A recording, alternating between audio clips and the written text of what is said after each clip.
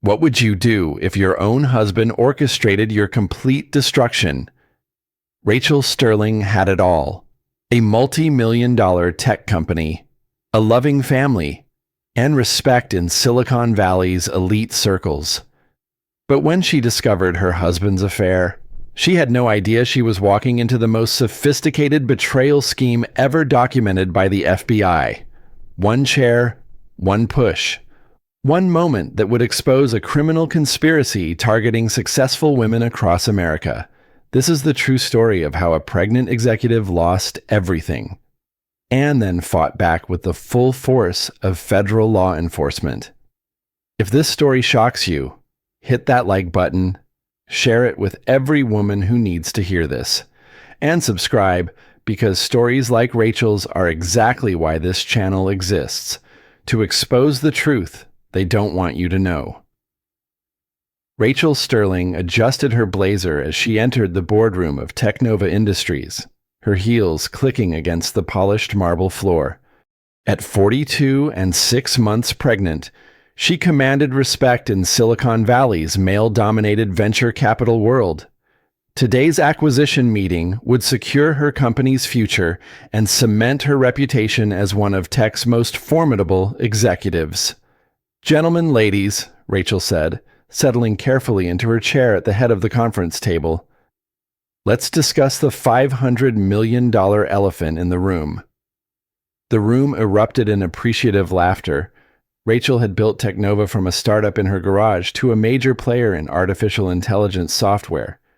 Her pregnancy had only seemed to sharpen her business instincts, as if she were fighting for her unborn daughter's future as much as her company's.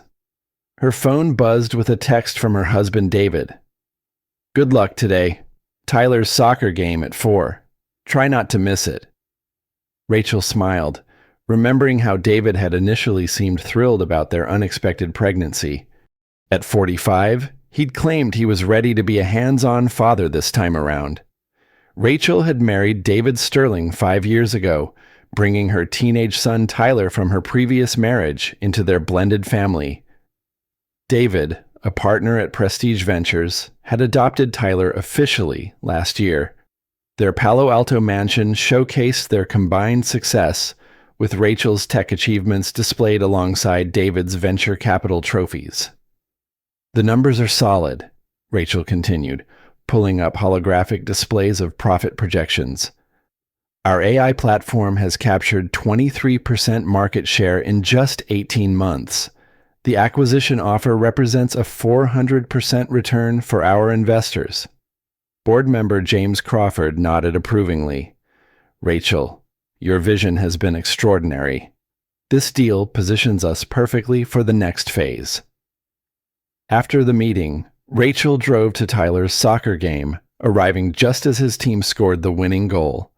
Her 14-year-old son beamed as she cheered from the sidelines. Tyler had been initially hesitant about having a baby sister, but lately he'd been excitedly planning how he'd teach her to code. "Mom, did you see that goal?" Tyler jogged over, his face flushed with victory. "I wouldn't miss it," Rachel said, pulling him into a hug. "Where's David?" Tyler's expression shifted slightly. "He said he had an emergency meeting with one of his startups. Something about a founder crisis." Rachel felt a familiar pang of disappointment. David had been increasingly absent lately, always citing urgent business matters. She understood the demands of venture capital, but his priorities seemed to have shifted since her pregnancy announcement. That evening, Rachel found David in his home office, still on a video call. Through the glass door, she could see him gesturing animatedly to someone off-screen. His voice carried a warmth she hadn't heard directed at her in months. "The market positioning is perfect," David was saying. "Your execution has been flawless.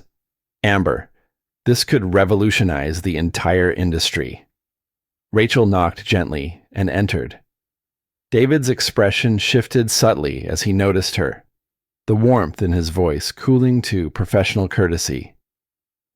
"I'll call you back," he said to the screen, then turned to Rachel. "How was the board meeting?" "Successful," The acquisition is moving forward. Rachel settled into the chair across from his desk. Who's Amber? Amber Hayes. Brilliant founder, developing revolutionary blockchain technology. Her startup could be the next unicorn. David's phone buzzed, and he glanced at it reflexively. She's been having some challenges with her co-founder. Nothing I can't help her navigate. Rachel studied her husband's face, noting how his eyes lit up when discussing this mysterious entrepreneur. After 15 years of marriage and 5 years together, she knew David well enough to recognize when something had shifted. Later that night, as David slept beside her, Rachel felt their daughter kick strongly against her ribs. She placed her hand on her belly, whispering softly about the world they were building for her. Tomorrow would bring new challenges, new opportunities to prove that women could succeed in tech without compromising their families. She had no idea that tomorrow would also bring the beginning of her complete destruction. Rachel's morning routine had become a carefully choreographed dance around her expanding pregnancy. She reviewed quarterly reports while Tyler ate breakfast, coordinated with her assistant between prenatal vitamin doses, and managed 3 conference calls during her commute to Technova's headquarters. Her corner office overlooked the bustling heart of Silicon Valley, where billion-dollar dreams were born and died with algorithmic precision.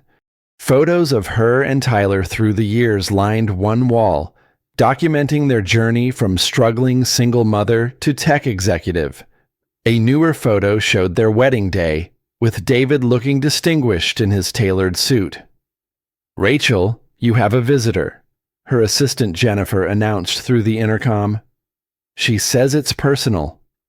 A young woman entered, clutching a manila envelope with nervous fingers. She appeared to be in her early 30s, well-dressed but anxious. Rachel didn't recognize her. "Mrs. Sterling, I'm Sarah Chen. I work at Prestige Ventures." The woman's voice trembled slightly. "I need to show you something." Rachel gestured to the chair across from her desk. "Please, sit." "What's this about?" Sarah opened the envelope with shaking hands. "I've been tracking expense reports for the partners. There are some irregularities in your husband's accounts that I think you should see." The photographs hit Rachel like physical blows. David and a stunning blonde woman at expensive restaurants. David and the same woman entering hotels. David and the woman who could only be Amber Hayes sharing intimate moments that had nothing to do with business mentorship. "How long?" Rachel asked, her voice barely above a whisper. "The earliest receipt I found was 8 months ago," Sarah said softly. "I'm sorry, Mrs. Sterling. I know this is terrible timing with your pregnancy, but I couldn't let this continue without someone knowing." Rachel studied the photos with the analytical mind that had built her career. The timeline coincided perfectly with David's increased absence, his sudden enthusiasm for mentoring promising entrepreneurs, and his subtle but growing distance from their marriage. "Why are you showing me this?" Rachel asked. Sarah's composure cracked. "Because I've been where you are. My ex-husband used his position at a law firm to hide his affairs behind client confidentiality. I lost everything because I trusted him completely." She paused, gathering strength. "Women like us. We build empires and then discover the men we trusted have been systematically destroying them from within." This universal dilemma resonated deeper than Rachel wanted to admit. How many successful women had sat in similar offices, staring at similar evidence, wondering how they'd missed the signs, the successful career, the perfect family, the carefully constructed life suddenly revealed as an illusion. After Sarah left, Rachel sat alone with the photographs spread across her desk like a tarot reading of betrayal. Her daughter kicked restlessly, as if sensing her mother's turmoil. Rachel had survived the collapse of her first marriage, built Technova from nothing, and fought for respect in an industry that often dismissed women as temporary players. But this felt different. This felt like systematic destruction orchestrated by someone who knew exactly how to exploit her vulnerabilities. Her phone buzzed with a text from David. "Dinner tonight, that new place in Menlo Park you wanted to try." 7 o'clock. Rachel stared at the message, then at the photos of her husband's hands on another woman's body. She typed back, "Perfect, looking forward to it." The afternoon dragged as Rachel maintained her professional facade while internally preparing for war. She reviewed her prenatal medical records, confirming that stress could complicate her pregnancy. She checked Technova's board composition, noting which members had personal relationships with David. She inventoried their joint assets, suddenly seeing them as potential weapons rather than symbols of shared success. At 6:30, Rachel arrived at the restaurant early. She chose a corner table with clear views of all entrances and exits. When David arrived, he looked as handsome and confident as ever. His kiss on her cheek felt like a snake's caress. "You look beautiful," he said, settling across from her. "Pregnancy suits you." "Thank you," Rachel replied, studying his face for signs of deception. She found none, which somehow made everything worse. "How was your day?" "Challenging. Amber's startup is facing some tough decisions about their Series B funding. She's brilliant, but she needs guidance on navigating investor pressure." The casual mention of his mistress's name made Rachel's stomach clench. "She's lucky to have such a dedicated mentor." David smiled, the expression reaching his eyes. "I believe in investing in exceptional talent, regardless of gender. Amber reminds me of you when you were building Technova. That same fire, that same determination to revolutionize everything." The comparison was a knife twist Rachel hadn't expected. David was describing his attraction to his mistress using the same qualities he'd once claimed to love about his wife. Their conversation continued through dinner, David displaying the charm and attentiveness that had won Rachel's heart 5 years ago. He asked about the acquisition, praised her business instincts, and seemed genuinely excited about their daughter's upcoming arrival. It was a masterful performance by a man who'd been living a double life for 8 months. As they walked to their cars, David pulled Rachel close. "I love you," he whispered against her hair. "You and Tyler and our baby girl. You're my whole world." Rachel felt their daughter respond to her father's voice with a series of strong kicks. Even in the womb, their child seemed to sense the fundamental wrongness of the situation. "I love you too," Rachel replied, the words tasting like poison. That night, she lay awake planning her confrontation strategy while David slept peacefully beside her. She would need evidence, legal counsel, and a plan to protect Tyler and her unborn daughter from the devastation to come. She had no idea that David was already several moves ahead in a game she hadn't realized they were playing. The next morning brought unseasonably warm weather to Palo Alto, the kind of California sunshine that made Silicon Valley feel like the center of the universe. Rachel had arranged to meet David for lunch at Cafe Zephyr, the trendy spot where tech deals were made and reputations were built or destroyed. She arrived 15 minutes early, choosing a table with her back to the wall. The restaurant buzzed with venture capitalists, startup founders, and tech journalists, all engaged in the delicate dance of Silicon Valley networking. Rachel recognized several faces from industry events, including Marcus Webb, the influential blogger whose lunch meetings often ended up as front-page stories on TechCrunch.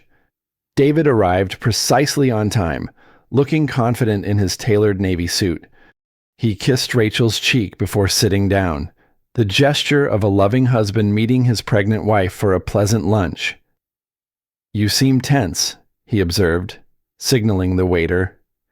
"Everything okay with the acquisition?" Rachel placed Sarah's envelope on the table between them. "We need to discuss your mentoring relationship with Amber Hayes." David's expression didn't change, which told Rachel everything she needed to know. A truly innocent man would have shown confusion, concern, or curiosity. David showed controlled calculation. "What about Amber?" he asked calmly. Rachel opened the envelope and spread the photographs across the table. "This about Amber." For just a moment, David's mask slipped. Rachel saw surprise, then anger, then something cold and predatory before his professional demeanor returned. "These are taken out of context," he said quietly. "Business dinners, client development, nothing more. Business dinners where you're holding hands across the table, client development that includes hotel rooms." Rachel kept her voice low, aware of their public setting. "Rachel, you're pregnant and emotional. These photos don't show what you think they show." The dismissal hit like a physical blow. Rachel felt her carefully planned confrontation beginning to spiral beyond her control. "I'm emotional, David. I'm showing you evidence that you've been lying to me for 8 months, and you're telling me I'm too pregnant to interpret photographs correctly." "Keep your voice down," David said sharply. "People are staring." Rachel looked around the restaurant, noticing that several nearby tables had indeed stopped their conversations to listen. Marcus Webb was sitting 2 tables away, his phone positioned as if he might be recording. That's when Amber Hayes walked in. She was even more stunning in person than in the photographs. 29 years old, with the kind of confident beauty that came from never doubting her right to take up space in any room. She wore a designer dress that probably cost more than most people's monthly salary, and she moved through the restaurant like she owned it. Amber spotted David immediately and walked directly to their table, her expression shifting from professional courtesy to something darker when she saw the photographs. "David," she said, her voice carrying just enough volume to be heard by nearby tables. "We need to discuss the board meeting, now." Rachel looked between her husband and his mistress, suddenly understanding that this was no coincidence. "You planned this," she said. "You both planned this." David stood up, his hand briefly touching Amber's lower back in a gesture of intimacy that contradicted his claims of professional mentorship. "Rachel, I'll call you later. We can discuss this at home." "No," Rachel said, struggling to stand with her 6-month pregnant belly. "We're discussing this now, in front of your girlfriend, in front of everyone." The restaurant had gone almost silent.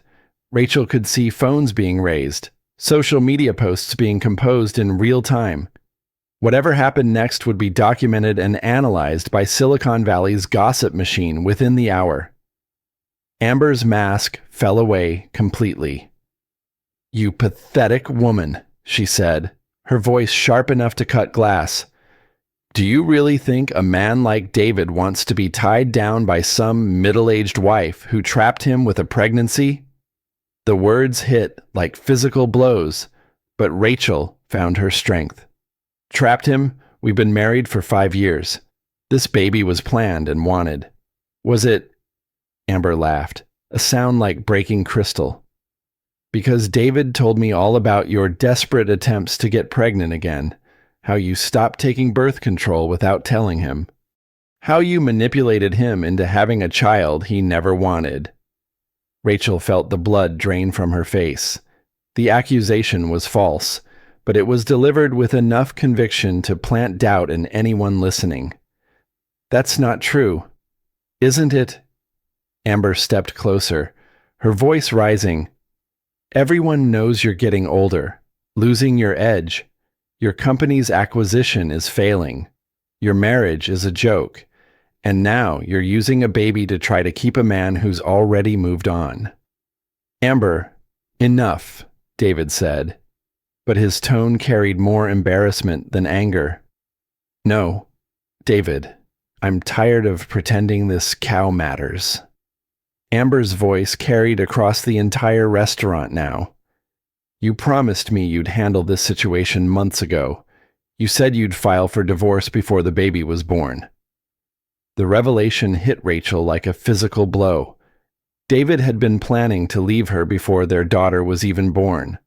The man she'd trusted with her son's future, her financial security, and her heart had been systematically planning her destruction for months. "You're lying," Rachel said, but her voice lacked conviction. "Am I?" Amber pulled out her phone and began reading from text messages. "David to me, 3 weeks ago. Rachel's pregnancy is complicating everything. I need more time to move assets before filing papers. David to me, last Tuesday. Once the acquisition closes, I'll have enough leverage to ensure she gets minimal settlement." Rachel felt her legs begin to shake. She gripped the back of her chair for support, her pregnant belly making balance difficult. The restaurant spun around her as she realized the depth of David's betrayal. "You've been planning this," she whispered. "The whole time. The acquisition, the pregnancy, everything." David's expression had turned cold and professional. This was the man who destroyed companies and ended careers, now turning those same skills against his own wife. "Rachel, you need to calm down. Think about the baby." "Think about the baby." Rachel's voice rose to match Amber's earlier volume. "You mean the baby you never wanted, the baby you've been planning to abandon?" Amber stepped between Rachel and David, her posture aggressive. "Face reality. Rachel, David doesn't want you anymore. He wants someone younger, smarter, more successful, someone who can build an empire instead of just managing Daddy's company." The insult to Technova, the company Rachel had built from nothing, was the final straw. She stepped forward, her finger pointed at Amber's chest. "Don't you dare!" Amber's response was swift and vicious. She shoved Rachel backward with both hands, sending her stumbling. Rachel's pregnant body, already off balance, couldn't recover. She crashed into her chair, which toppled over, sending her sprawling across the restaurant floor. The impact knocked the wind from Rachel's lungs. She lay on the cold marble, her 6-month pregnant belly exposed, her cream-colored maternity dress riding up. The overturned chair lay beside her like evidence of a crime. The restaurant erupted in chaos. Diners stood up, phones recording from every angle. Rachel could hear voices shouting about calling ambulances, about assault charges, about the pregnant woman on the floor. Above her stood Amber Hayes, her face showing no remorse, only cold satisfaction. David was staring at his phone, probably calculating damage control for his public image. Rachel tried to push herself up, her movements awkward and desperate. She felt wetness between her legs and looked down to see blood seeping through her dress. The restaurant noise faded to a distant hum as panic set in. "The baby," she whispered. "Something's wrong with the baby." The last thing Rachel saw before losing consciousness was Marcus Webb's phone, still recording, capturing her complete humiliation for Silicon Valley's entertainment.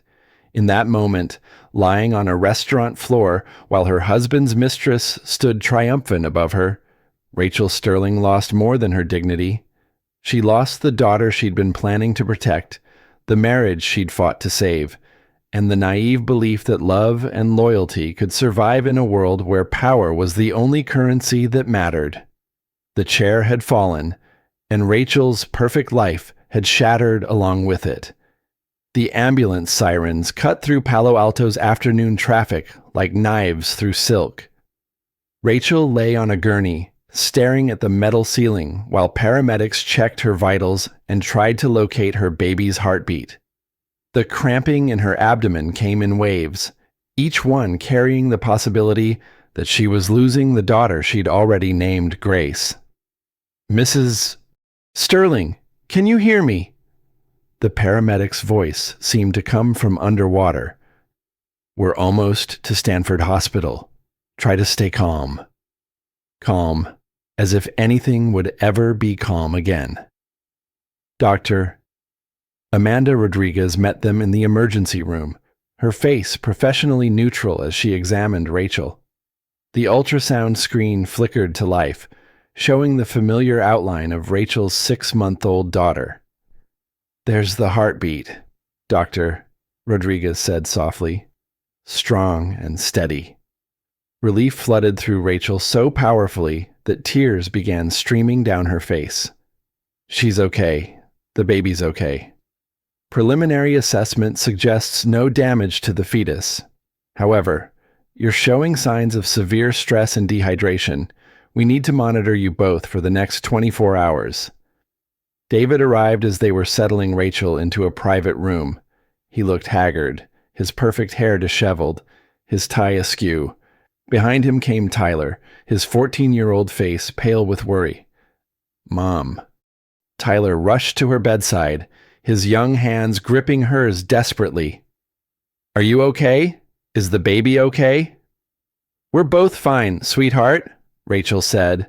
Though she wasn't sure either statement was entirely true, David approached more cautiously, his phone buzzing constantly with what Rachel assumed were crisis management calls.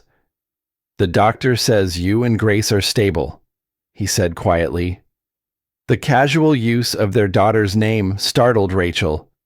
For months, David had seemed distant from the pregnancy, referring to the baby rather than the daughter they'd named together. Now, with cameras potentially watching and his reputation on the line, he was suddenly the concerned father. "David," Rachel's voice was steady despite everything. "We need to talk, privately." Tyler looked between his parents, clearly sensing the tension. "I'll get some coffee," he said, though at 14 he didn't drink coffee. It was his way of giving them space. Once they were alone, David's public facade cracked slightly. "Rachel, what happened today was regrettable. Amber was out of line. I've already spoken to her about appropriate professional boundaries." "Professional boundaries?" Rachel almost laughed.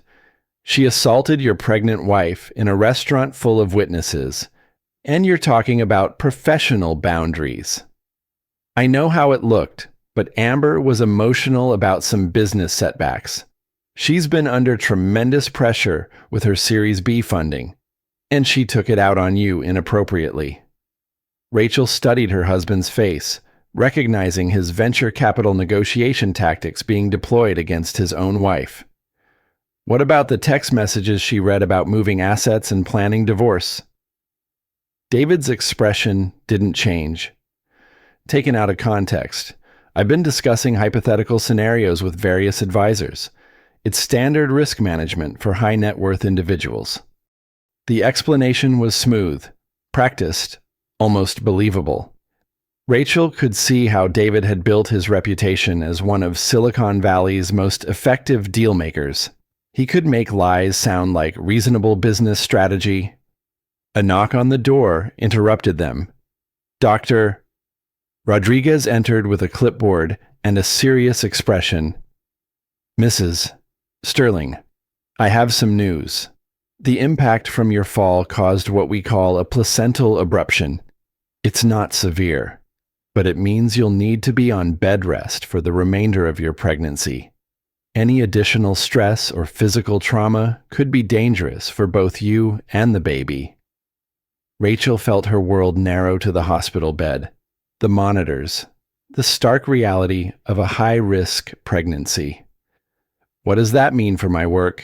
The acquisition, no work, no stress, no travel, complete rest until delivery," Dr. Rodriguez said firmly. "This is non-negotiable if you want to carry this baby to term."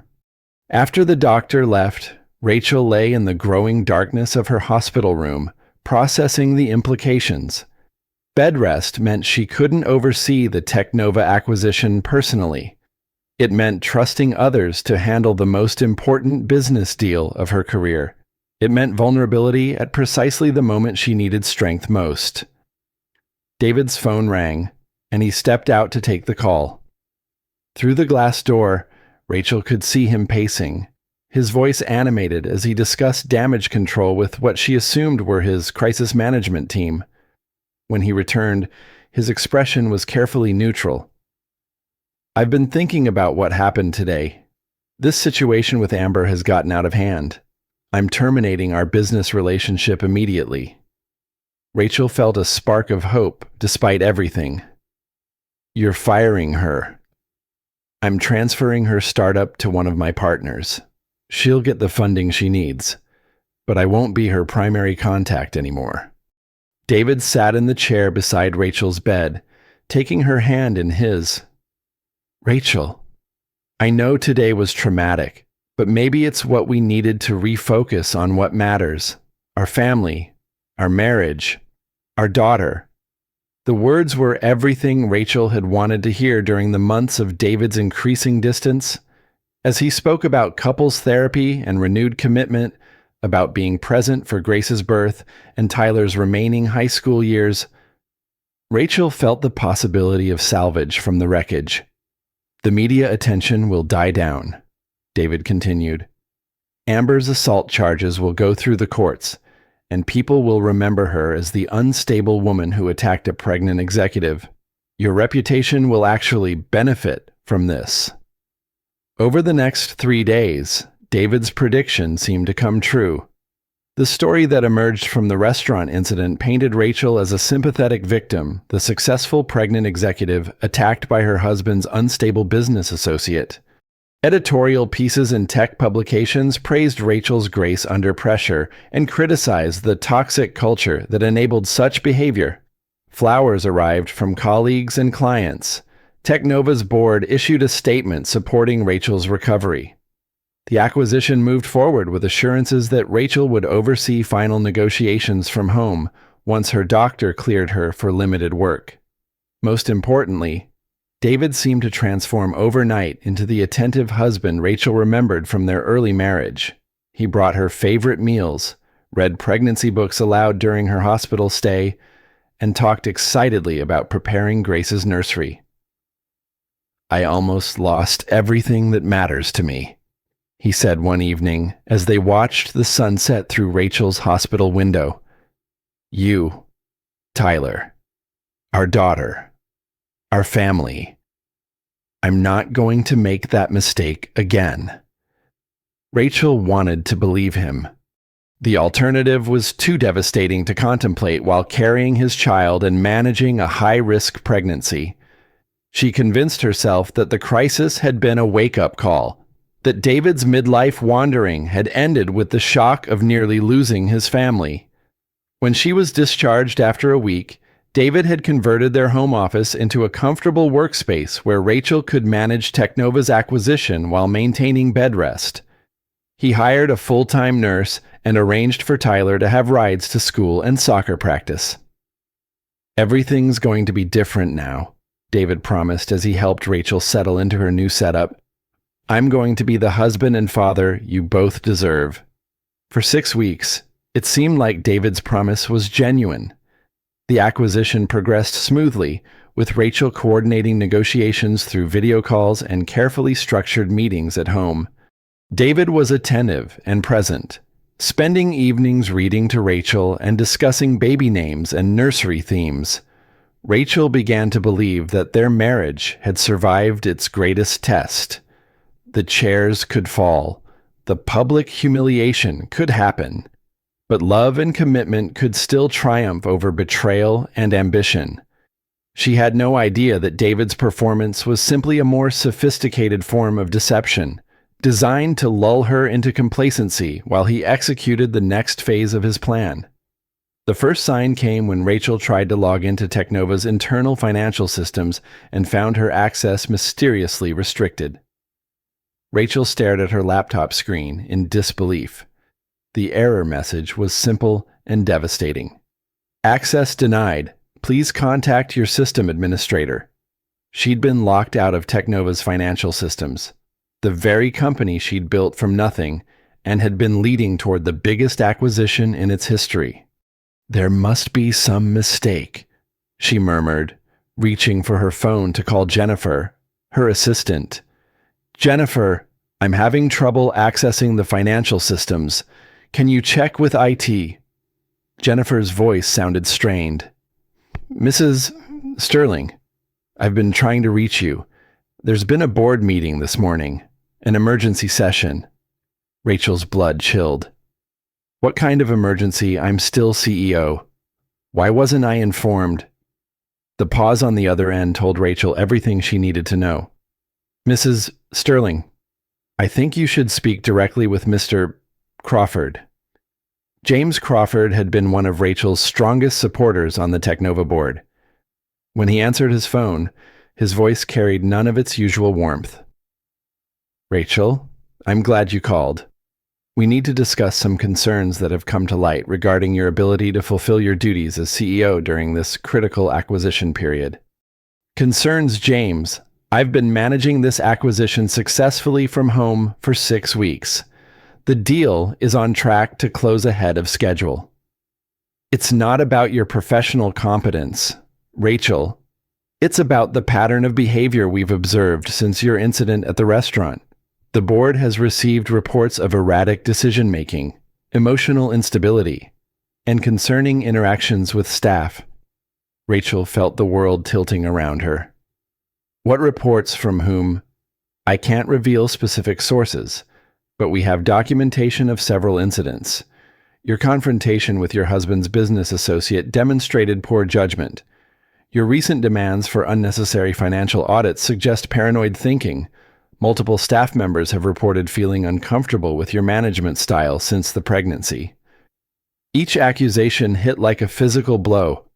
Rachel recognized the careful construction of a narrative designed to undermine her credibility. James, those audits aren't unnecessary. I've discovered irregularities in our vendor payments that need investigation, and my management style hasn't changed. I'm the same person who's built this company over 8 years. Rachel, no one is questioning your past contributions, but pregnancy can affect judgment and emotional regulation. Combined with the trauma of the restaurant incident, the board believes you need time to recover before making major corporate decisions. The clinical language couldn't disguise what was happening. Rachel was being pushed out of her own company under the guise of concern for her well-being. What exactly is the board proposing? Temporary medical leave until after your delivery and recovery period. David has offered to serve as interim CEO, given his extensive venture capital experience and familiarity with our operations. The final piece clicked into place. David hadn't been supporting Rachel's recovery. He'd been positioning himself to take control of her company. The Attentive Husband Act had been cover for a corporate coup executed with surgical precision. David suggested this. Rachel's voice was barely a whisper. He was reluctant to propose it, but given the circumstances, he felt it was necessary to protect both you and the company. He's deeply concerned about the stress you've been under. After ending the call, Rachel sat in her converted home office, staring at the workspace David had so thoughtfully arranged for her recovery. Every detail now looked different: the limited computer access, the isolated location, the nurse whose primary job seemed to be monitoring Rachel's activities rather than providing medical care. She'd been under house arrest, disguised as protective care. Her phone rang. Mason Cole's name appeared on the screen, and Rachel felt a surge of hope. Mason had been her business partner in Technova's early days before selling his shares to pursue other ventures. If anyone would understand what was happening, it would be Mason. Rachel, I just heard about the board meeting. I'm driving over. Mason arrived within the hour, his familiar presence providing the first comfort Rachel had felt in days. At 48, he retained the innovative thinking that had made their early partnership so successful. His current company specialized in blockchain security, and his reputation in Silicon Valley was unassailable. This is a hostile takeover disguised as medical intervention, Mason said bluntly after Rachel explained the situation. David's been planning this for months, possibly since your pregnancy began. but how the board trusted me completely before the restaurant incident. The restaurant incident was theater. Rachel, Amber's assault wasn't spontaneous rage. It was a calculated performance designed to establish a pattern of instability around you. Mason pulled out his tablet and began showing Rachel financial documents. I've been investigating David's venture capital firm. There are irregularities that suggest he's been positioning to acquire Technova through manufactured crisis. Rachel studied the documents, her analytical mind recognizing patterns of manipulation she'd missed while focusing on her pregnancy and recovery. He's been sabotaging his own wife's company. More than sabotaging, he's been systematically creating conditions that would justify his intervention as a white knight saving a company from incompetent leadership. Mason's expression was grim. The vendor payment irregularities you discovered, those were deliberate. David has connections with several of your suppliers. The staff complaints about your management style, I'd bet significant money they originated from people with financial incentives to support David's narrative. The scope of the betrayal was staggering. Rachel had been fighting what she thought was a marriage crisis, while David orchestrated the destruction of everything she'd built professionally. What can I do? The board has already voted. Mason smiled for the first time since arriving. The board voted based on incomplete information. If we can prove David's manipulation, we can reverse their decision and expose his fraud. He leaned forward, his voice dropping to a conspiratorial whisper. I have a proposal. Partner with me to document everything. We'll build an airtight case that destroys David's credibility and restores your position. For the first time in weeks, Rachel felt hope returning. Mason understood Silicon Valley politics better than almost anyone. His reputation for integrity was legendary, and his technical expertise could uncover digital evidence of David's manipulation. What would you need from me? Access to your personal files, financial records, communications with David and the board. Everything. Mason's expression grew serious. Rachel, this is going to get ugly. David won't surrender without using every weapon in his arsenal. Are you prepared for that fight? Rachel thought about her daughter Grace, growing in her womb while her father systematically destroyed her mother's life work. She thought about Tyler, who'd already lost one father figure and was about to discover that his adoptive father was capable of devastating cruelty. I'm prepared, she said firmly. Over the following week, Mason became Rachel's lifeline to the professional world David had isolated her from. He coordinated with loyal Technova employees who'd grown suspicious of the sudden management changes. He connected Rachel with forensic accountants who specialized in corporate fraud. Most importantly, he provided the partnership Rachel needed to fight back against opponents who'd assumed she was too compromised to resist. We're building something powerful here, Mason told her during one of their strategy sessions. Not just evidence against David, but a playbook for other women who faced similar corporate betrayals. Rachel felt energized in a way she hadn't experienced since before the restaurant incident. Working with Mason reminded her of Technova's early days, when every challenge was an opportunity to prove their vision could change the world. She had no idea that Mason Cole was several moves ahead in a game far more complex than anything David had attempted. The man she trusted to save her was actually positioning to complete her destruction in ways that would make David's betrayal look like a minor business disagreement.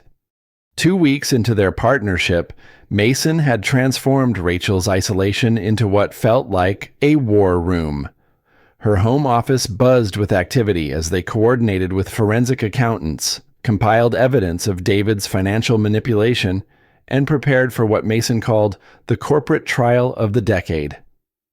Look at this, Mason said, spreading documents across Rachel's desk. David's been using shell companies to artificially inflate Technova's vendor costs. He created a crisis he could solve by stepping in as interim CEO. Rachel studied the evidence with growing amazement. The financial manipulation was sophisticated, requiring months of planning and insider knowledge of Technova's operations. How did you uncover all this so quickly? I still have connections from our early partnership days. People who remember what Technova was like before David's influence started creeping in. Mason's expression grew serious. Rachel, I need to ask you something important. Are you ready to take this public once we expose David's fraud? There's no going back. Your marriage, his reputation, everything will be destroyed. Rachel felt Grace kick strongly, as if responding to the tension in her mother's voice. At 7 months pregnant, every emotion seemed amplified, but her determination remained crystal clear. David made his choice when he decided to destroy my company. I'm ready to fight. Mason smiled with what looked like genuine pride. That's the Rachel Sterling who built Technova from nothing. That's the woman who's going to expose one of Silicon Valley's biggest fraud schemes. They spent the afternoon planning their media strategy. Mason had connections with investigative journalists who specialized in corporate corruption. The story would break simultaneously across multiple platforms, making it impossible for David's crisis management team to control the narrative. There's one more thing, Mason said as evening approached. I've been working on a proposal that could solve your immediate problem while we build the fraud case. He pulled out a professionally bound document labeled Strategic Partnership Proposal, Coal Dynamics and Technova Industries. A partnership? Rachel asked, intrigued. More than a partnership. A merger that would combine Technova's AI technology with Coal Dynamics' blockchain security platform. You'd maintain controlling interest, but I'd provide the operational support you need during your pregnancy and recovery. Rachel felt a surge of excitement as she reviewed the proposal. Mason's company had grown significantly since their early Technova days, and the synergies between their technologies were obvious. A merger would not only protect Technova from David's manipulation, but position both companies for explosive growth. The board would have to approve this, Rachel said. Not if we structure it correctly. You still hold 31% of Technova shares, and I've been quietly acquiring additional shares from investors who are concerned about David's leadership. Together, we'd have controlling interest. The elegance of the solution took Rachel's breath away. While David had been orchestrating his corporate coup, Mason had been building a defensive strategy that would not only protect Technova, but expand its capabilities exponentially. Mason, this is brilliant. When do we move forward? Tomorrow morning, I've scheduled a press conference to announce both the merger and the fraud investigation. David won't know what hit him. That night, Rachel felt more optimistic than she had since the restaurant incident. Grace seemed to sense her mother's improved mood, settling into peaceful sleep patterns for the first time in weeks. Even Tyler noticed the change, commenting over dinner that his mom seemed like herself again. Things are going to get complicated for a while, Rachel told her son. David and I are having serious problems, and it might affect our family. Tyler, wise beyond his 14 years, nodded solemnly. Mom, I've known something was wrong for months. David's been different since you got pregnant. Less interested in family stuff, more focused on his phone. He paused, gathering courage. I'm on your side, whatever happens. Rachel felt tears of gratitude for this remarkable young man who'd already survived one family breakup and was prepared to support her through another. The next morning brought unseasonably heavy rain to Palo Alto, the kind of California storm that made the tech industry feel less invincible. Rachel had dressed carefully for the press conference, choosing a professional outfit that accommodated her pregnant silhouette while projecting authority and competence. Mason arrived early to review their final strategy. He looked confident and energized, the way he'd appeared during Technova's most successful product launches years ago. Are you ready to change everything? He asked, helping Rachel with her coat. "I've been ready since that first day you walked back into my life," Rachel replied. The press conference was held at Cole Dynamics headquarters, a sleek building that showcased Mason's company's success. Rachel recognized several prominent tech journalists in the audience, along with industry analysts and competitor executives who'd come to witness what Mason had promoted as a significant development in AI and blockchain convergence. "Ladies and gentlemen," Mason began, his voice carrying the authority of someone who'd built multiple successful companies. "Today marks a historic partnership between two pioneering Silicon Valley firms. Cole Dynamics and Teknova Industries are announcing a comprehensive merger that will revolutionize how artificial intelligence and blockchain security integrate."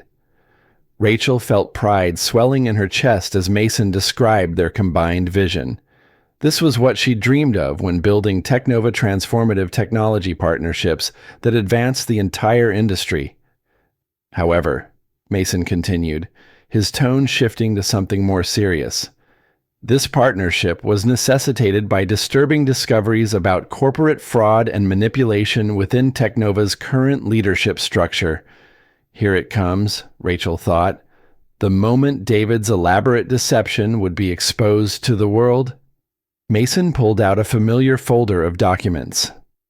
"Our forensic investigation has uncovered systematic financial manipulation designed to artificially depress Teknova's value while positioning certain individuals to acquire controlling interest through manufactured crises."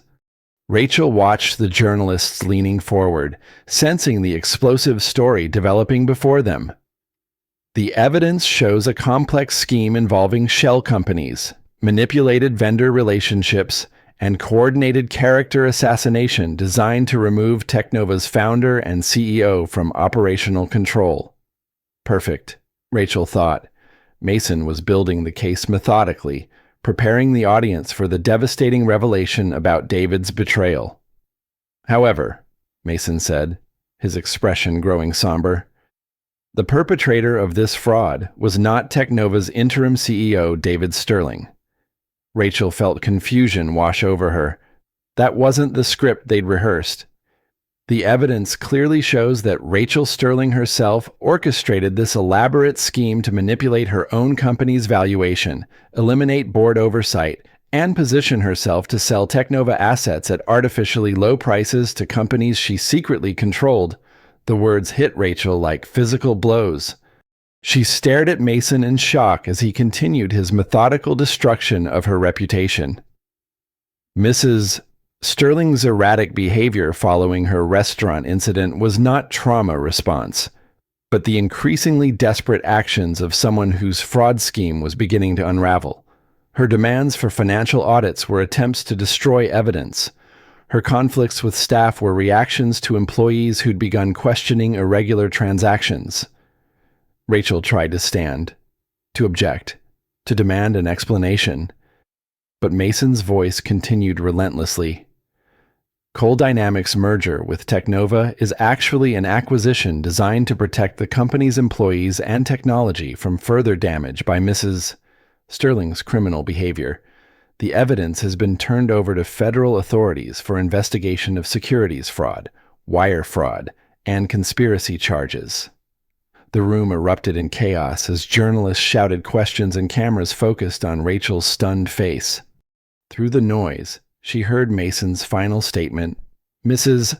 Sterling's pregnancy and recent medical issues make this situation particularly tragic, but they cannot excuse behavior that has endangered hundreds of jobs and millions of dollars in investor assets." Security guards appeared beside Rachel's chair, and she realized with dawning horror that she wasn't just being publicly humiliated, she was being arrested. As federal agents read her Miranda rights in front of the assembled media, Rachel Sterling understood that she'd been played by a master manipulator who made David's betrayals look like amateur mistakes. Mason Cole hadn't been her savior. He'd been positioning to steal her company while destroying her reputation so completely that no one would ever believe her version of events. The chair had fallen again, and this time, Rachel wondered if she'd ever be able to get back up. The federal holding cell was nothing like the crime dramas on television. It smelled of disinfectant and fear, echoed with the sound of women crying or arguing, and contained no privacy for a 7-month pregnant woman whose life had just exploded across every tech news platform in America. Rachel sat on a narrow bench, her hands unconsciously protecting her belly, while Grace kicked restlessly inside her. The baby seemed to sense her mother's distress, moving constantly in what felt like an attempt to escape the chaos surrounding them. "Sterling, you have visitors," the guard announced after what felt like hours, but had probably been 20 minutes. Rachel expected to see Tyler or perhaps a lawyer. Instead, David entered the visitor area, followed by a woman Rachel didn't recognize. David looked composed, almost relieved, as if a burden had been lifted from his shoulders. "Rachel," he said, settling across from her at the metal table. "This is Patricia Hayes, my attorney. I want you to know that Tyler is safe at home with Mrs. Morrison." Mrs. Morrison was their longtime housekeeper, one of the few people Rachel still trusted completely. "David, you have to know this is insane. Mason fabricated everything. The evidence, the fraud allegations, all of it." Rachel's voice cracked with exhaustion and disbelief. Patricia Hayes leaned forward with the clinical demeanor of someone accustomed to representing clients in crisis. "Mrs. Sterling, the federal charges against you are extremely serious. Securities fraud, wire fraud, conspiracy to commit theft of business assets. If convicted, you're looking at 15 to 20 years in federal prison." The number hit Rachel like a physical blow. 20 years for crimes I didn't commit. "The evidence appears quite compelling," Patricia continued. "Mr. Cole has provided financial records, communications, and witness testimony that paints a clear picture of systematic fraud orchestrated over several months." Rachel looked at David, searching his face for any sign of the man she'd married, the father of her unborn child. "You know I didn't do any of this. You know Mason is lying." David's expression remained carefully neutral. "Rachel, I know you've been under tremendous stress since the pregnancy, the restaurant incident, the complications, the bed rest. It's possible you made decisions without fully understanding their implications." The careful phrasing made Rachel's blood run cold. David was positioning himself as the concerned husband trying to help his mentally unstable wife, not the architect of her professional destruction. "What about our marriage? What about Grace?"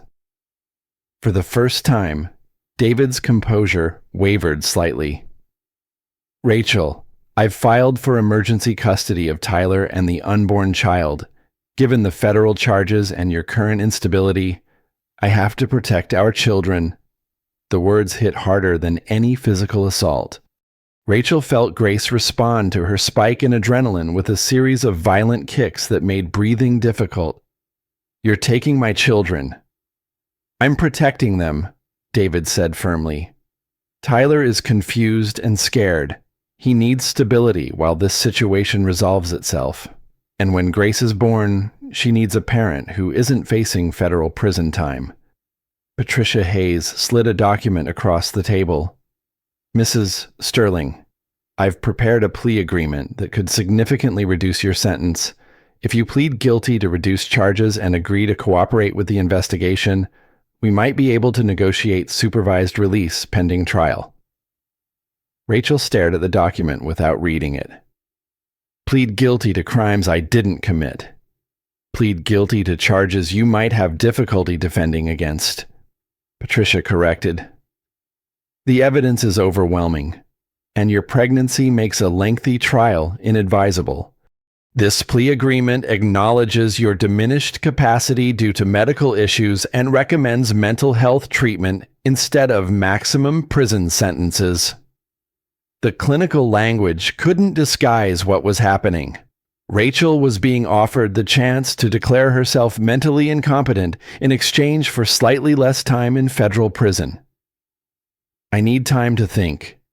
David stood, his movement suggesting their conversation was over. "Rachel, I want you to know that regardless of what happens with these charges, I'll make sure Grace knows her mother loved her. Tyler understands that you're sick, not criminal." The patronizing tone was worse than outright hostility. David was cementing the narrative of Rachel as a tragic figure whose mental illness had led her to destroy everything she'd built. After they left, Rachel was returned to her cell to await arraignment. She lay on the narrow cot, staring at the fluorescent lights while Grace continued her restless movements. In 12 hours, she'd lost her company, her reputation, her freedom, and custody of her children.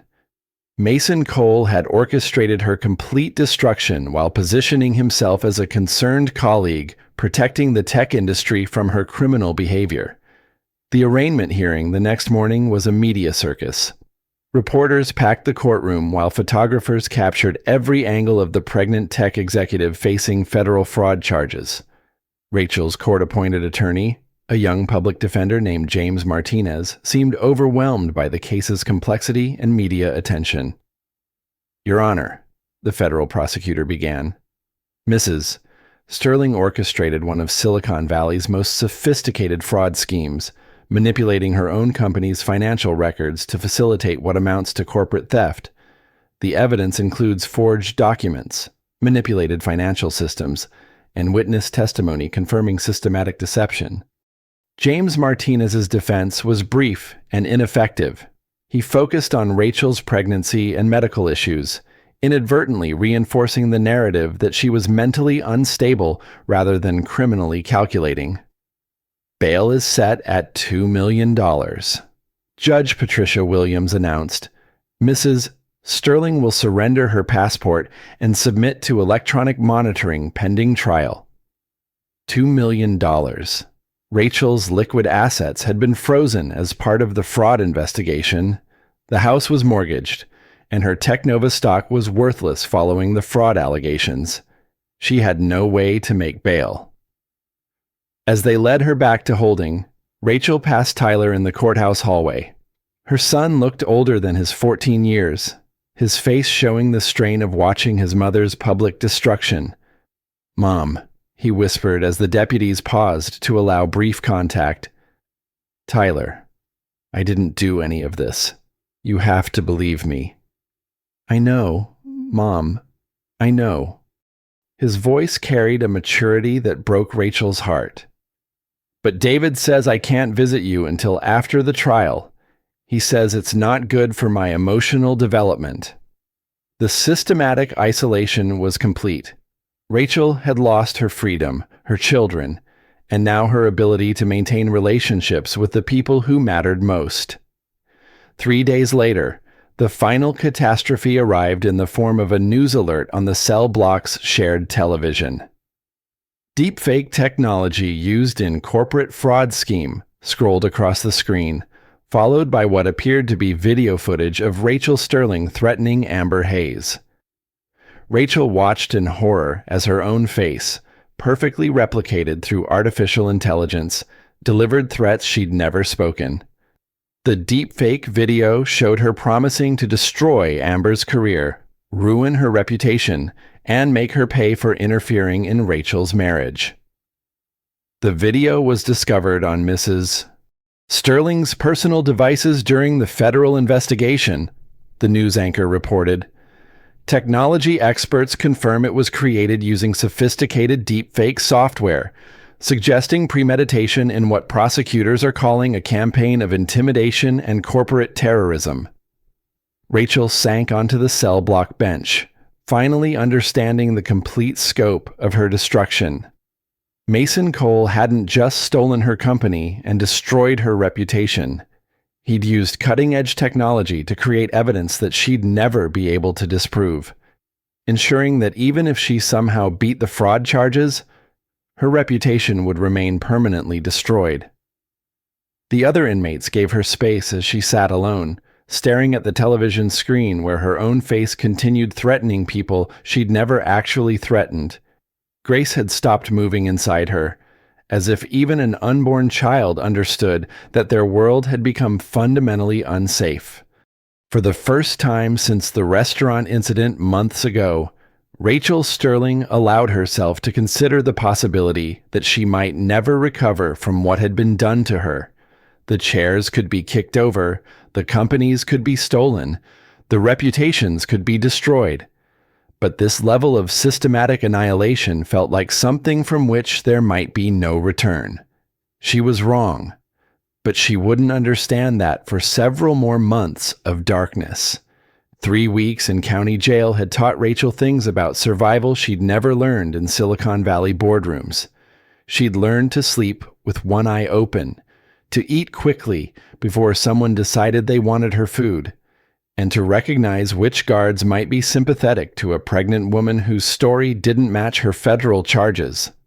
The most important lesson came from her cellmate, Detective Sarah Murphy. Sarah was 45, built like someone who'd spent decades chasing criminals through city streets and serving time for allegedly tampering with evidence in a corruption case. She'd arrived 2 days after Rachel, observed the situation for 72 hours, then made an announcement that changed everything. "You're not a criminal," Sarah said bluntly during their 4th evening together. "You're a mark who got played by professionals." Rachel looked up from the legal documents she'd been studying.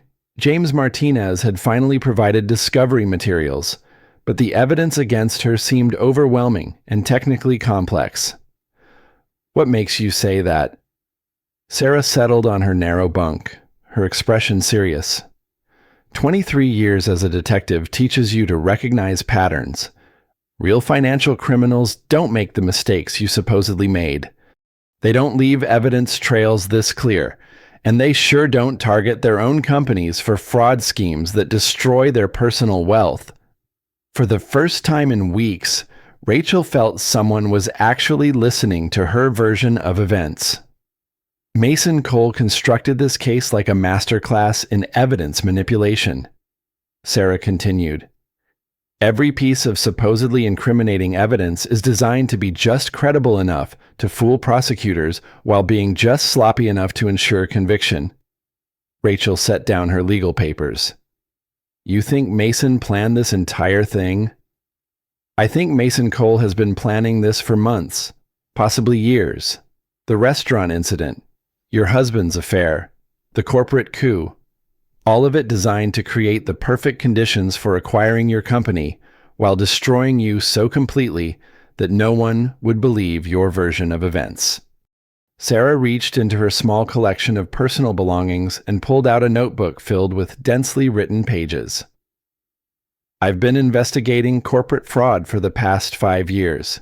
Your case fits a pattern I've seen in 12 other situations involving successful women who were systematically destroyed by male business partners or competitors." The shared experience resonated with Rachel in a way that felt almost mystical. How many women had sat in similar cells, destroyed by men who'd used their trust and success against them? "There's something else," Sarah continued. "I wasn't actually tampering with evidence in my corruption case. I was gathering evidence against a network of corporate executives who've been using law enforcement resources to eliminate business competition. Mason Cole's name appears in my investigation files." Rachel felt electricity shoot through her exhausted body. "You were investigating Mason, your husband David, and about 30 other Silicon Valley figures who've been using systematic destruction of female executives as a business strategy." Sarah's expression grew grim. "They call it competitive repositioning through reputation management." The clinical terminology made Rachel's stomach turn. Her personal destruction had been reduced to a business strategy with its own professional terminology. "How long have they been doing this?"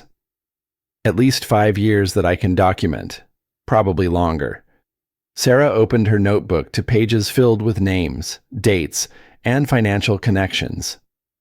"The pattern is always similar. Identify successful women with valuable companies or technologies. Create personal crises that compromise their judgment, then execute systematic destruction while acquiring their assets. Rachel studied the notebook pages, recognizing several names from Silicon Valley's power structure. This is enormous. Why hasn't anyone exposed this? Because the women they target end up in federal prison, discredited, and unable to defend themselves. The men who orchestrate the destruction end up controlling billion-dollar assets while being praised as saviors who stepped in during corporate crises. Sarah's explanation made terrible sense. Rachel had been so focused on David's betrayal and Mason's deception that she'd missed the larger conspiracy surrounding her destruction. What can we do about it? We can document everything and find a way to get this information to someone who can act on it. But first, we need to understand exactly what Mason Cole has planned for the final phase of your destruction. Over the following week, Sarah helped Rachel analyze the evidence against her with a detective's systematic approach. They identified inconsistencies in timestamps, recognized forged signatures that weren't quite perfect, and discovered digital manipulation that suggested sophisticated but not flawless technical skills. He made mistakes, Sarah concluded after days of careful analysis. Whoever helped Mason create this false evidence is good, but not good enough to fool serious forensic analysis. Why haven't my lawyers found these inconsistencies? Sarah's expression turned bitter. Because your court-appointed attorney is overwhelmed and inexperienced, and your husband's attorney has every incentive to ensure you're convicted quickly and quietly. The realization that even her legal representation was compromised hit Rachel like a physical blow. She'd been fighting a rigged game without understanding the rules. There's something else, Sarah said carefully. I've been making some calls through contacts who still trust me. Tyler has been trying to visit you, but David has been blocking all communication. Your son knows something is wrong, and he's been asking questions that make David uncomfortable. Rachel felt tears of gratitude for Tyler's loyalty despite the pressure he must be facing at home. More importantly, Sarah continued, I think I know someone who can help us. FBI agent Jennifer Walsh specializes in corporate fraud cases involving systematic evidence manipulation. She's been investigating similar patterns of destruction across multiple industries. For the first time since her arrest, Rachel felt genuine hope beginning to replace despair. Can she help with my case? She can if we can provide her with evidence that your destruction is part of a larger criminal conspiracy. But Rachel, this is going to require you to trust me completely and follow my instructions exactly. One mistake and we'll both end up serving full sentences while the real criminals celebrate their success. Rachel looked around the county jail cell that had become her world, then down at her belly where Grace continued growing despite the chaos surrounding them. Her daughter deserved a mother who fought back, not one who accepted systematic destruction without resistance. What do we need to do? Sarah smiled for the first time since they'd become cellmates. We need to contact Agent Walsh, document everything we've discovered, and prepare to expose one of Silicon Valley's biggest criminal conspiracies. Rachel had spent months believing she was fighting individual betrayals by her husband and business partner. Now she understood she'd been targeted by a sophisticated network that had perfected the art of destroying successful women while stealing their life's work. The chair had been kicked over, but Rachel Sterling was finally ready to learn how to build something unshakable in its place. Agent Jennifer Walsh arrived at the county jail on a gray Tuesday morning that felt heavy with the promise of change. She was younger than Rachel had expected, perhaps 40, with the kind of focused intensity that came from years of investigating cases that most people considered unsolvable. Mrs. Sterling, Agent Walsh said as they settled in the small conference room reserved for legal meetings. Detective Murphy has provided me with some very interesting allegations about your case. Sarah sat beside Rachel, Her notebook opened to pages of carefully documented evidence. Agent Walsh, I've identified at least 12 cases over the past 5 years, following the same pattern of systematic destruction that's been used against Rachel. Agent Walsh reviewed Sarah's notes with the methodical attention Rachel recognized from her own days analyzing corporate data. This network you've identified, the financial connections are sophisticated. If these allegations are accurate, we're looking at organized criminal enterprise involving hundreds of millions in fraudulent asset transfers. It's not just financial, Rachel said. They've perfected psychological manipulation, evidence fabrication, and systematic isolation of their targets. Mason Cole didn't just steal my company. He destroyed my ability to defend myself while making everyone believe I was mentally unstable. Agent Walsh pulled out her own files, spreading documents across the table. Mrs. Sterling, I've been investigating Mason Cole for 18 months. His acquisition of technology companies through manufactured crises caught our attention when we noticed the pattern of female executives being discredited immediately before their companies were absorbed by Cole Dynamics. The validation felt like oxygen after months of suffocation. Someone with authority and resources finally understood what had been done to her. However, Agent Walsh continued, proving conspiracy requires more than patterns. We need direct evidence of coordination, financial manipulation, and systematic fraud. What Detective Murphy has provided is compelling, but we need more. Sarah leaned forward, her expression confident. We have more. Rachel, tell Agent Walsh about Tyler's recordings. Rachel felt her heart race. Tyler's been recording conversations. Your son is smarter than anyone gave him credit for, Sarah said. He's been suspicious about David's behavior since your arrest, so he started documenting conversations using his phone. David has been discussing strategy with Mason Cole, and Tyler captured several of those discussions. Agent Walsh's interest sharpened immediately.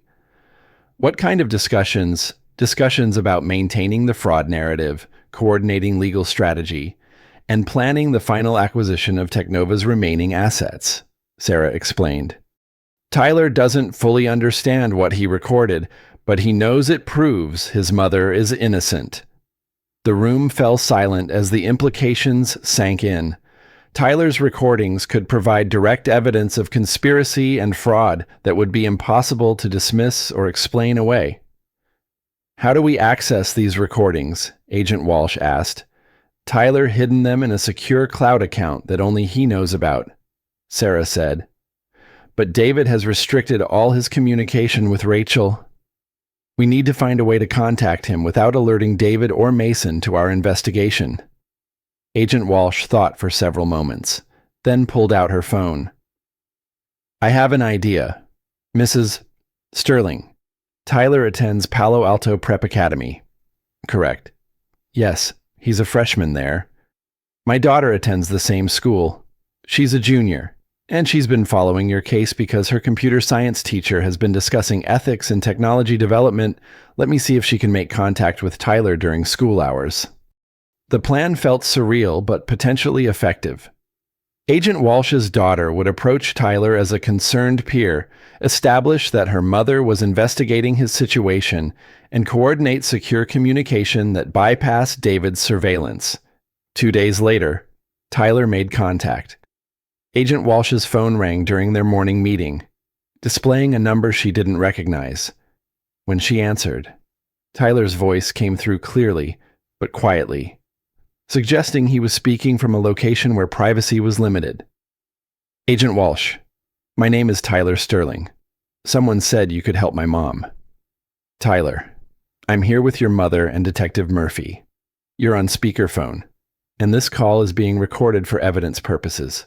Do you understand? Yes, ma'am, I understand. Tyler's voice carried a maturity that made Rachel's heart ache. I know my mom didn't do any of the things they're saying she did. Tyler, Rachel said softly, are you safe? Is David treating you okay? I'm okay, Mom. But David doesn't know I can hear his conversations with Mason Cole. They think I'm just playing video games when they talk business, but I've been recording everything." Agent Walsh leaned closer to the phone. "Tyler, what have you heard them discussing?" "They talk about maintaining the narrative and ensuring conviction for maximum asset protection. Mason keeps saying that once Mom is convicted, the final Technova acquisition will be seamless and legally protected." The words provided exactly the evidence Agent Walsh needed to prove conspiracy and systematic fraud. "Tyler, can you access those recordings safely?" "Yes, ma'am. I uploaded them to a secure cloud account using encryption software Mom taught me. I can send you the access codes, but I need to know you can really help her." Agent Walsh looked at Rachel and Sarah, seeing hope and determination where weeks of despair had been. "Tyler, your mother has been the victim of one of the most sophisticated criminal conspiracies I've encountered in 15 years with the FBI. The evidence you've gathered could be the key to exposing the entire network." Over the next hour, Tyler provided access to dozens of recorded conversations that documented the systematic planning of Rachel's destruction. David and Mason discussing timeline coordination, Mason and unknown associates reviewing evidence fabrication techniques, most damaging. David and Mason celebrating their success in manipulating federal prosecutors and court-appointed attorneys. "This is it," Agent Walsh said after reviewing preliminary transcripts. "This is enough to arrest both David Sterling and Mason Cole, freeze all fraudulent asset transfers, and begin unraveling their entire criminal network." Rachel felt Grace kick strongly, as if their daughter was celebrating the prospect of justice. For the first time since the restaurant incident, Rachel allowed herself to believe that her story might have a different ending than complete destruction. "What happens next?" she asked. "Next, we coordinate with federal prosecutors to dismiss all charges against you while filing comprehensive fraud and conspiracy charges against the people who actually committed these crimes," Agent Walsh said firmly. "Mrs. Sterling, you're going home." Sarah Murphy smiled with the satisfaction of someone whose years of investigation had finally produced justice. "Rachel, you're about to discover something important about systematic destruction. The people who perfect it usually make one crucial mistake." "What's that?" "They assume their victims will stay destroyed. They never plan for what happens when someone gets back up and fights back with the full force of federal law enforcement." For 8 months, Rachel had been fighting individual battles against personal betrayals. Now she understood she'd been caught in a criminal conspiracy that had destroyed multiple women's lives while generating hundreds of millions in fraudulent profits.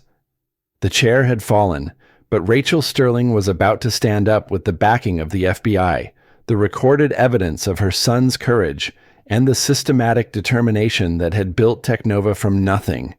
Mason Cole and David Sterling were about to learn what happened when they targeted someone who refused to stay destroyed. 6 months later, Rachel stood at the podium of the Senate Judiciary Committee's hearing room, her 4-month-old daughter Grace sleeping peacefully in her arms while Tyler sat in the front row behind her. The room was packed with reporters, tech industry executives, and women who traveled from across the country to witness what media outlets were calling the trial that changed Silicon Valley. "Senators," Rachel began, her voice steady despite the magnitude of the moment. "My name is Rachel Sterling, and I'm here to testify about systematic criminal enterprises designed to destroy successful women while stealing their life's work. The previous months had been a whirlwind of legal victories and personal healing. David Sterling and Mason Cole were both serving 15-year federal sentences for conspiracy, securities fraud, wire fraud, and racketeering. Their criminal network had been exposed as involving 37 individuals across multiple industries, generating over $400 million in fraudulent asset transfers. Agent Walsh had been promoted to head a new FBI task force investigating corporate fraud targeting women executives. Detective Sarah Murphy had been exonerated and reinstated, with a commendation for her investigative work. Tyler had been recognized by the Computer Science Teachers Association for his courage in documenting evidence of criminal conspiracy. Most importantly for Rachel, Technova Industries had been restored to her control, with Mason Cole's fraudulent acquisition declared invalid and all stolen assets returned. The company's value had increased by 300% following the scandal, as corporate clients and investors recognized the strength of technology that had survived such sophisticated attempts at destruction. The evidence presented to this committee demonstrates that successful women in technology and finance have been systematically targeted by criminal networks that use personal relationships and professional partnerships to facilitate corporate theft. Rachel continued. She looked out at the audience, recognizing faces of women who'd contacted her after the story broke, CEOs who'd been pushed out of their own companies under mysterious circumstances, entrepreneurs whose business partners had suddenly turned hostile, tech executives who'd been discredited following personal crises that seemed too convenient to be coincidental. But this hearing is not just about documenting criminal behavior.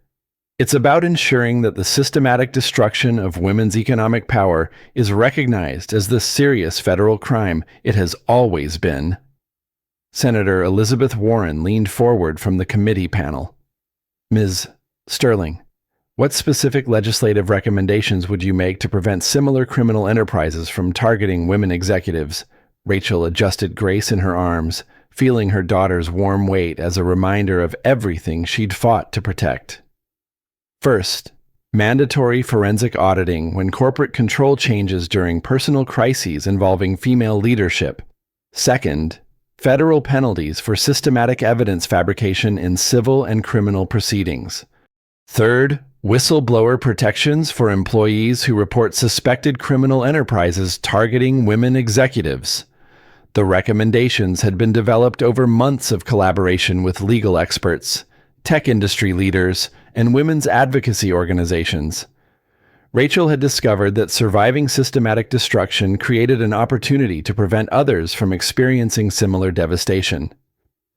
Most importantly, Rachel continued, we need to recognize that these crimes succeed because they exploit society's willingness to believe that successful women are inherently unstable, manipulative, or undeserving of the power they've earned.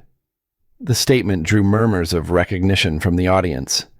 Rachel had spent months analyzing how Mason and David's conspiracy had succeeded, recognizing that their techniques worked precisely because they reinforced existing prejudices about women in power.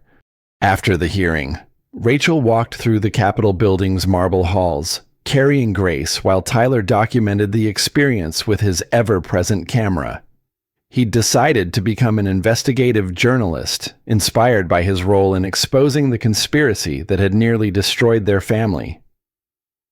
Mom, Tyler said as they reached the building's main entrance, do you ever regret fighting back? It would have been easier to take the plea agreement and serve minimal prison time. Rachel considered the question seriously. The past year had been the most difficult of her life, involving federal prosecution, personal betrayal, and the challenge of rebuilding everything while caring for a newborn daughter. Tyler, sometimes the most important battles are the ones we fight, not just for ourselves, but for people we'll never meet who deserve better than what we accepted. Rachel said, Grace will grow up in a world where systematic destruction of women's economic power is recognized as serious criminal behavior.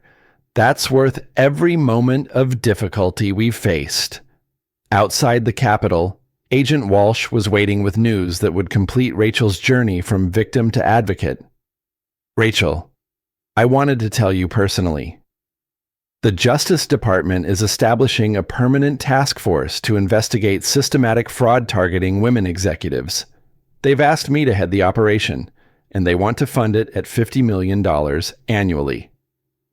The news felt like vindication, not just for Rachel's case, but for every woman who'd been destroyed by similar criminal enterprises without having the resources to fight back. There's something else, Agent Walsh continued.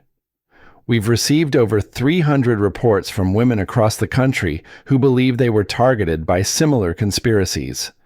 The scope of this criminal activity is much larger than we initially understood.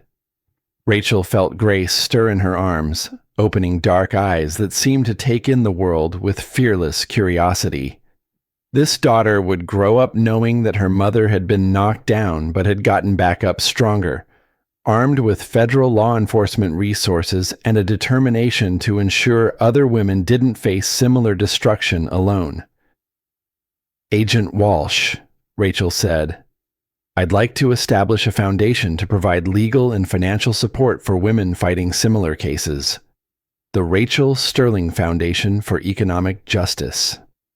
Tyler looked up from his camera with the proud expression of someone who'd helped save his family and discovered his own calling in the process. Mom, can I document the foundation's work? I want to keep telling these stories. Rachel smiled, thinking about the woman she'd been 18 months ago, successful but vulnerable, trusting but naive, powerful but isolated. That woman had been systematically destroyed by people who'd assumed she would stay destroyed. They'd been wrong. Tyler, we're going to tell every story, help every woman, and make sure that systematic destruction of women's power becomes impossible in this country, Rachel said. Sometimes you have to fall completely apart to discover what you're really made of. As they walked toward their car, Grace cooed softly, and Rachel whispered to her daughter about the world they'd helped create together, a world where chairs could be kicked over, but the women who'd been sitting in them would get back up with the full force of federal law enforcement, loving families, and the unshakable knowledge that they deserved every bit of power they'd earned.